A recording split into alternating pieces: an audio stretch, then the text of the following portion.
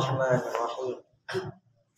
Assalamualaikum warahmatullahi wabarakatuh. Alhamdulillahi rabbil alamin. Anzala sakinata fi qulubil mu'minin liyazdadu imanan ma'a imanihim.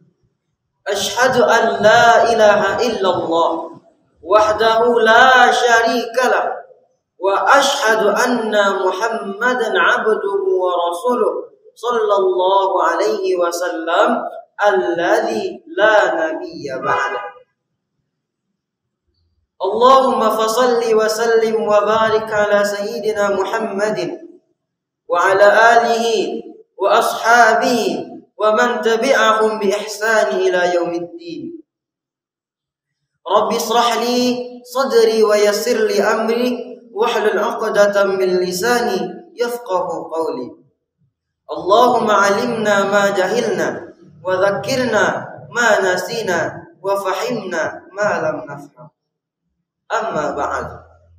Kaum muslimin wal muslimat, para saudara-saudaraku yang seiman dan seakidah, mudah-mudahan kita semua senantiasa dalam lindungan dan rahmat Allah Subhanahu wa taala.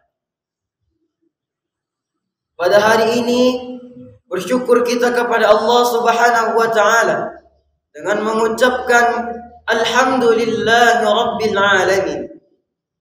Karena sampai detik ini kaum muslimin, sampai saat sekarang ini, Allah Subhanahu wa taala masih memberikan kita yang namanya nikmat, rahmat, taufik dan hidayahnya. Dengan nikmat tersebutlah kaum muslimin, kita masih diizinkan oleh Allah untuk dapat bernafas, untuk dapat menghirup udara segar. Itu semua kaum muslimin tak lain karena nikmat dari Allah Subhanahu wa taala. Kalau kita hitung nikmat tersebut satu persatu kaum muslimin, mungkin kita tidak akan sanggup, mungkin kita tidak akan mampu untuk menghitungnya. Karena kata Allah, wa in ta'uddu ni'matallah la tuhsuha.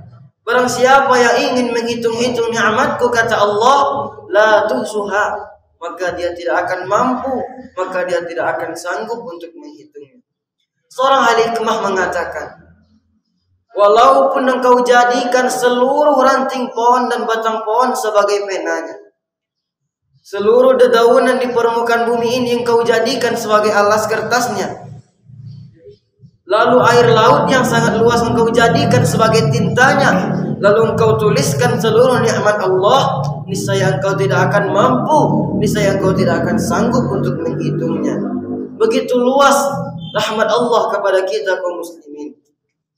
Kalau kita hitung-hitung, mulai saja kita bangun dari tempat tidur kita tadi sampai detik ini, mungkin entah berapa macam nikmat Allah yang telah kita rasakan. Maka kata Allah dalam Al-Quran surat Ibrahim ayat yang ke-7, A'udzu billahi minasyaitonir rajim. Bismillahirrahmanirrahim. La in syakartum la azidannakum wa la in kafartum inna 'adzabi lasyadid. La in syakartum la azidannakum. Barang siapa yang bersyukur di atas nikmatku, kata Allah, la azidannakum, maka nikmat tersebut akan kutambah. Tetapi ingat kata Allah Subhanahu wa taala, wala in kafartum inna 'adzabi lasyadid. Tetapi sekali-sekali engkau kufur, engkau tidak mensyukuri nikmatku, kata Allah, maka ingatlah inna 'adzabi lasyadid, maka sesungguhnya azabku amatlah pedih. Kaum muslimin yang dirahmati dan dimuliakan oleh Allah Subhanahu wa taala, begitu murka Allah Subhanahu wa taala kaum muslimin kepada hamba-hambanya yang tidak mau mensyukuri nikmatnya.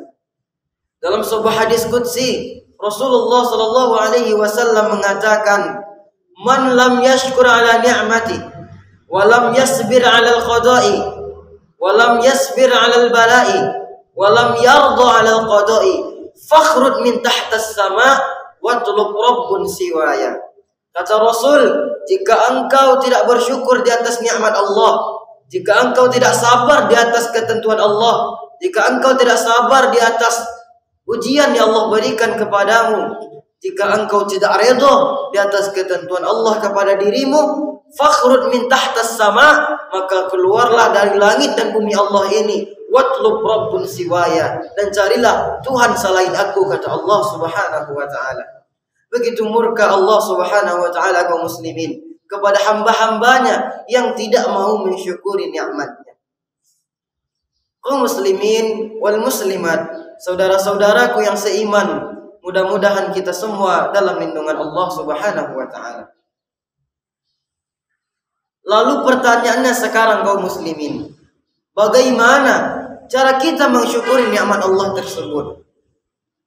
Syekh Muhammad bin Shalih Al-Utsaimin di dalam kitab beliau Qaulul Mufid, beliau mengatakan setidaknya ada 3 cara seorang hamba itu bersyukur di atas nikmat Allah. Apa saja cara-cara tersebut, kata beliau kaum muslimin? Yang pertama, asyukru bil qalbi. Bersyukur kita kepada Allah dengan hati. Apa maksud dan maknanya bersyukur dengan hati kaum muslimin? Kata beliau, engkau yakin dengan seyakin-yakinnya bahwa tidak ada satu pun nikmat yang datang kepada dirimu kecuali atas izin Allah Subhanahu wa taala. Tidak ada satu pun yang bisa memberi nikmat kecuali Allah Subhanahu wa taala. Mungkin bisa jadi engkau dapatkan nikmat tersebut dari pekerjaanmu, tetapi yakinlah bahwa sesungguhnya itu hanyalah wasail, perantara datangnya nikmat kepada dirimu. Lalu yang kedua kaum muslimin, kata beliau, bersyukur dengan lisan. Apa pula maksud dan maknanya bersyukur dengan lisan kaum muslimin? Kata beliau, ketika engkau diberi nikmat oleh Allah, ketika engkau mendapatkan nikmat dari Allah Subhanahu wa taala, maka ucapkanlah dengan lisanmu sebuah ungkapan syukur di atas nikmat tersebut, di atas nikmat Allah yang telah datang kepada dirimu. Apa kalimatnya kaum muslimin? Sering kita baca dalam salat kita, bahkan menjadi rukun dalam salat kita. Alhamdulillahi rabbil alamin. Segala puji hanya milik Allah, Tuhan semesta alam. Itu yang kedua kata beliau. Lalu yang ketiga, bersyukur dengan jawahir. Apa itu jawahir kaum muslimin? Bersyukur dengan anggota badan kita ini. Kata beliau, nikmat yang Allah berikan kepada dirimu, maka pergunakanlah nikmat tersebut kepada jalan yang diredhoi oleh Allah Subhanahu wa taala. Bukan sebaliknya. Ketika engkau diberi nikmat oleh Allah, engkau pergunakan nikmat tersebut kepada jalan yang tidak diredhoi oleh Allah Subhanahu wa taala, bahkan jalan yang dimurkai oleh Allah Subhanahu wa taala. Na'udzubillahi min zalik. Berlindung kata kita demikian kaum muslimin dari orang-orang yang tidak mensyukuri nikmat Allah Subhanahu wa taala. Kaum muslimin wal muslimat yang dirahmati dan dimuliakan oleh Allah Subhanahu wa taala. Nikmat yang Allah berikan kepada kita kaum muslimin itu semua tidak gratis. Akan diminta pertanggungjawabannya di hari kiamat kelak. Akan ditanya satu persatu oleh Allah Subhanahu wa taala. Dalam Al-Qur'an surat At-Takatsur ayat yang ke-8, Allah Subhanahu wa taala berfirman, A'udzu billahi minasyaitonir rajim. Bismillahirrahmanirrahim. Tsumma la tus'alunna yawma idzin 'anil na'im. Tsumma la tus'alunna. Kemudian kita akan benar-benar ditanya. Tsumma la tus'alunna yawma idzin 'anil na'im. Atas nikmat yang telah kita pergunakan selama hidup di permukaan bumi ini kaum muslimin. Wa fi ayatin ukhra, dalam ayat yang lain Allah Subhanahu wa taala berfirman, Innas sam'a wal basara wal fuada kullu ulaika kana anhu mas'ula. Bahwa sesungguhnya pendengaran, penglihatan, hati semuanya akan ditanya, akan diminta pertanggungjawabannya oleh Allah Subhanahu wa taala. Kaum muslimin yang dirahmati dan dimuliakan oleh Allah Subhanahu wa taala. Maka kaum muslimin, pada kesempatan yang mulia ini, Ananda akan mencoba menyampaikan tentang 4 nikmat yang akan ditanya oleh Allah Subhanahu wa taala pada hari kiamat kelak. Kaum muslimin yang dirahmati dan dimuliakan oleh Allah Subhanahu wa taala. Rasulullah sallallahu alaihi wasallam bersabda, Bismillahirrahmanirrahim. An Abu Barzah Al-Aslami qala Rasulullah sallallahu alaihi wasallam, La tazulu qadamal 'abdu yawmal qiyamah hatta yus'al bi'arba'in khisalin. Al-umri fima afnah wa an malih min aina iktasabah wa fima yanfaqah wa an malih wa an ilmih fima fa'al wa an jismih fima ablah. Diriwayatkan Imam Tirmizi kaum muslimin dari Abu Barzah Al-Aslami, dia berkata, Rasulullah sallallahu alaihi wasallam bersabda, La tazulu qadamal 'abdu yaumal qiyamah. Tidak akan bergeser, tidak akan bergerak telapak kaki seorang hamba pada hari kiamat kelak, yaitu pada hari dikumpulnya kita semua di padang mahsyar. Kata Rasulullah, tidak akan bergerak, tidak akan berpindah telapak kakimu hatta yus'al bi arba'in khisalin, sebelum engkau ditanya dengan 4 pertanyaan. Apa saja pertanyaan-pertanyaannya kaum muslimin? Yang pertama kata Rasul, an umri fima afnah. Umur yang Allah berikan kepadamu, jatah kehidupan yang Allah berikan kepadamu, kemana umur tersebut engkau habiskan? Untuk apa umur tersebut engkau pergunakan? 70 tahun, 80 tahun, bahkan 100 tahun Allah berikan jatah hidup kepadamu. Untuk apa umur panjang itu engkau habiskan? Untuk apa umur yang panjang yang Allah berikan itu engkau pergunakan? Maka beruntunglah kaum muslimin, orang-orang yang di akhirat kelak, yang mempergunakan jatah hidupnya di dunia ini hanya untuk beribadah dan bertaat kepada Allah Subhanahu wa taala.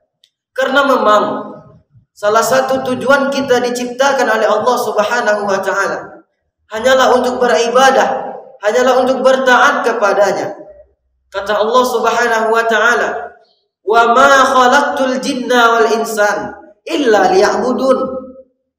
Tidak akan kuciptakan jin dan manusia itu, kata Allah, illa liya'budun, kecuali hanya untuk mengesahkanku, kecuali hanya untuk beribadah, kecuali hanya untuk bertaat kepadaku, kata Allah Subhanahu wa taala.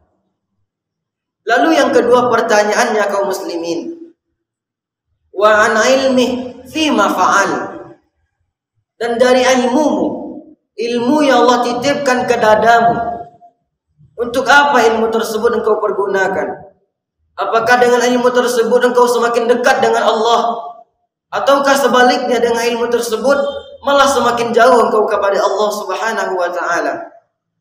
Apakah dengan ilmu itu engkau syiarkan agama Allah, atau malah sebaliknya dengan ilmu tersebut engkau runtuhkan agama Allah Subhanahu wa taala? Na'udzubillahi min zalikum muslimin. Lalu yang ketiga pertanyaannya pada hari kiamat kelak, wa an malih min aina iktasabah wa fi ma infaqah. Kata Rasul, hartamu dari mana engkau dapatkan harta tersebut dan untuk apa harta tersebut engkau habiskan? Ketika engkau diberi nikmat harta yang berlimpah oleh Allah Subhanahu wa taala, maka infakkanlah hartamu itu di jalan Allah. Maka bantulah agama Allah ini dengan harta kekayaanmu. Karena sampai masanya nanti kaum muslimin, yauma la yanfa'u malun wala banun illa man atallaha biqalbin salim. Pada suatu hari kata Rasul, kata Allah Subhanahu wa taala, la yanfa'u malun, tidak akan berguna hartamu, wala banun, dan anak-anakmu, illa man atallaha biqalbin salim.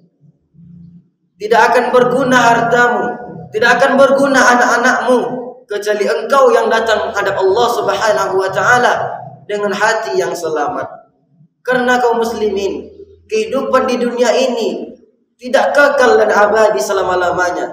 Betapa banyak orang-orang yang lalai karena hartalah yang menganggap karena menganggap hartalah segala-galanya hidup di permukaan bumi ini.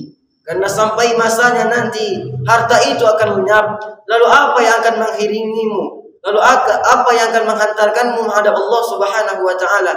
Kecuali harta yang kau infakkan di jalan Allah, maka itulah yang akan menemanimu, yang akan mengiringmu kepada jalan yang diridhai oleh Allah Subhanahu wa taala.